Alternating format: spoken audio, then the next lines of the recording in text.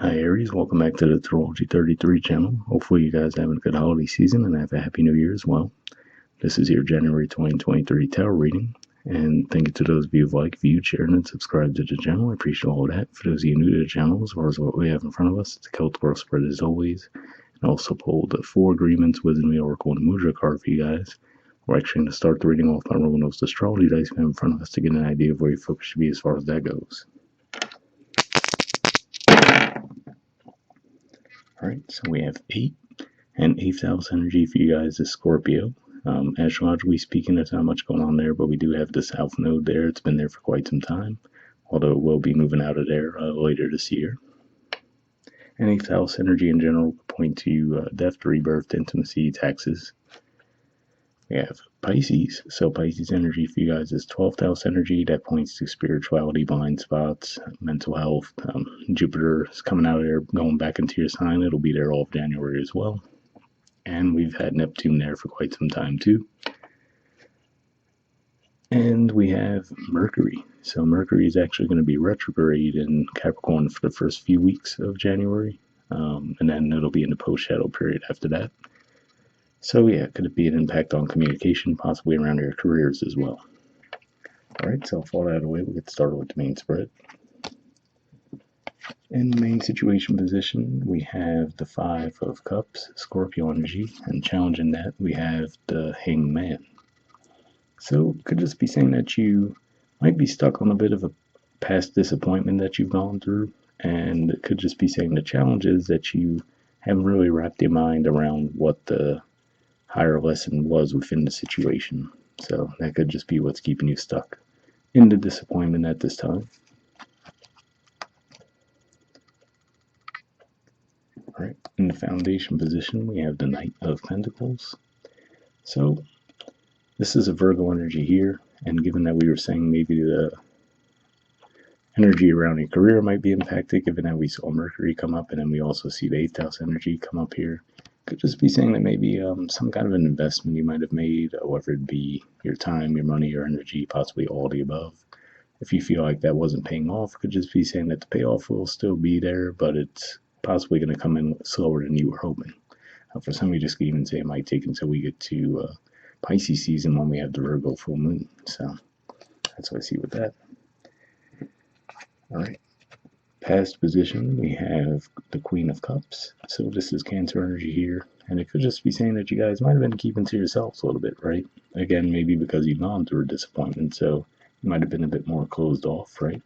We do see that's the one cup in the cup suit that actually has a cover on it. So it could just be saying you might have been a bit more withdrawn, really focusing possibly on that disappointment that you might have gone through.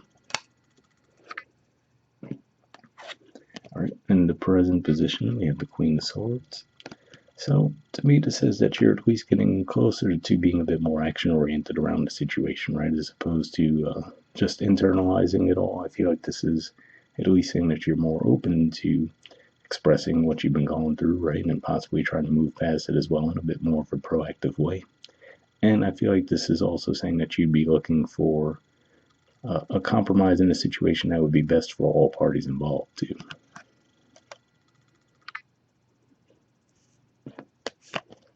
Alright, in the near future position, we have the Page of Wands in reverse.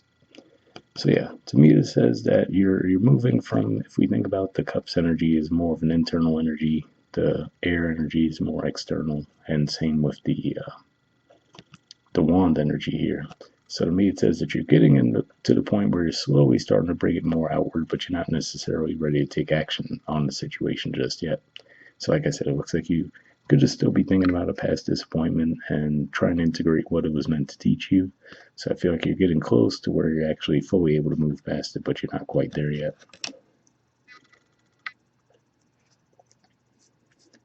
Alright, in the position of your influence in the situation, we have the Star, which is Aquarius energy, and Death, which is Scorpio energy. So seeing these two cards come out together, if one could be a timeline thing, saying that as we get closer to Aquarius season toward the end of January, you might finally integrate what that situation was meant to teach you. Because to me, this energy here represents a course correction.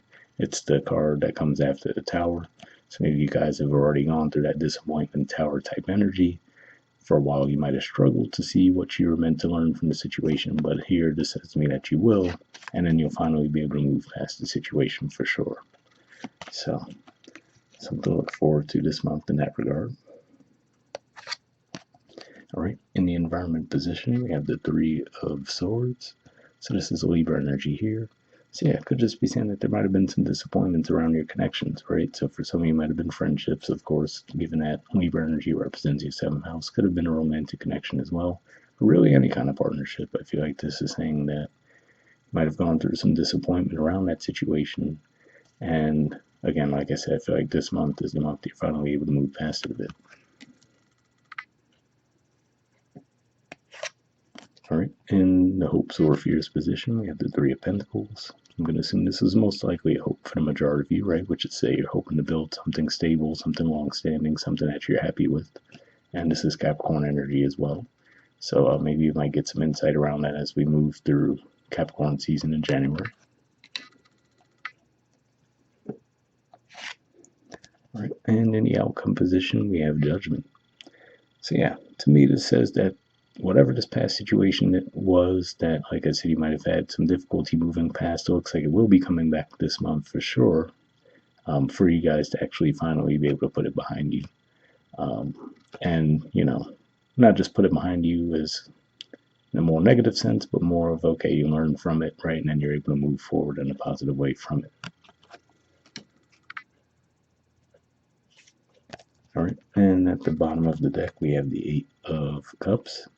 So for some of you, this could represent a situation that you might have already physically left behind, right? But emotionally, it's more of the thing, right? That, okay, you might have physically walked away, but there could have still been the recurring thoughts around it, right? Trying to figure out where things went wrong. And now I feel like this is the month where you're finally getting to that point.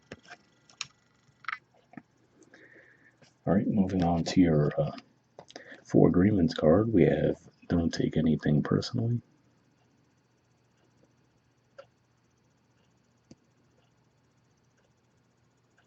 And it doesn't want to focus on it. And it says transform your life. Right, let's see what it says.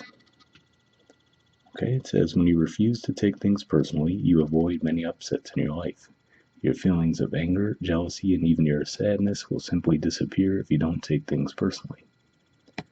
Well, may sound a little overly optimistic on how easy it is, right? But it certainly could help, I'm sure. So hopefully that resonated with you. All right, and moving on to your Wisdom Oracle card, we have Young Energy. There it is there. There's the artwork, and the number is 1. So we'll see what this has to say.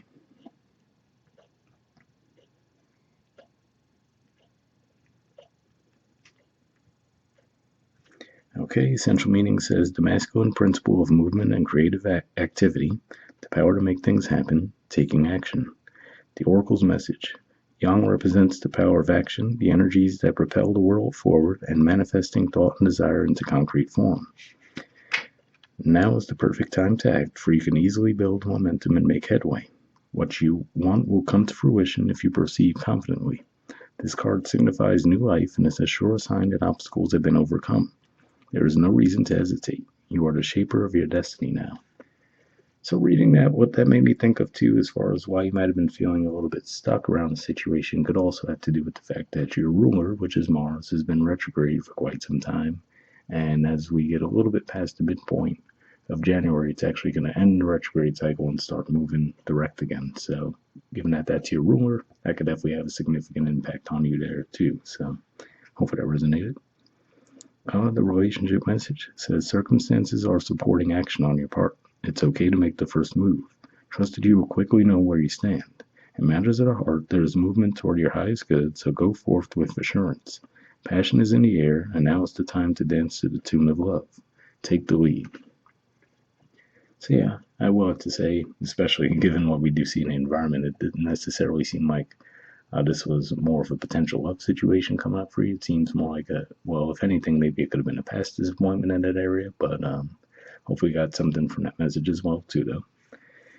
And the prosperity message says projects, partnerships, and all matters relating to your business are out of the obstacle phase and on to the make it happen phase. Now is the time to stake your claim and get things done.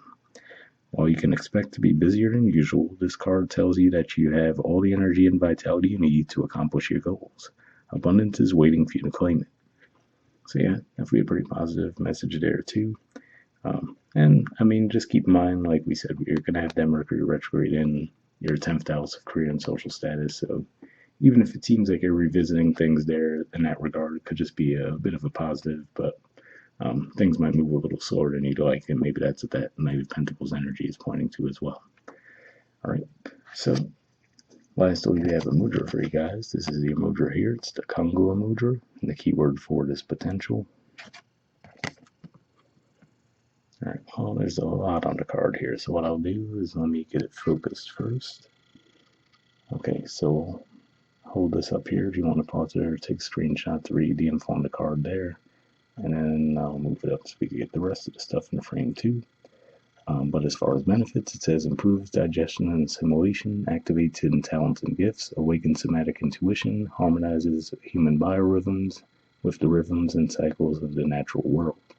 So if that sounds like a mudra you think would be beneficial for you guys, we'll put the name in the description of the video as always. Once again, hope you guys are having a good holiday season and have a happy new year, and I'll see you guys next month. All right, bye.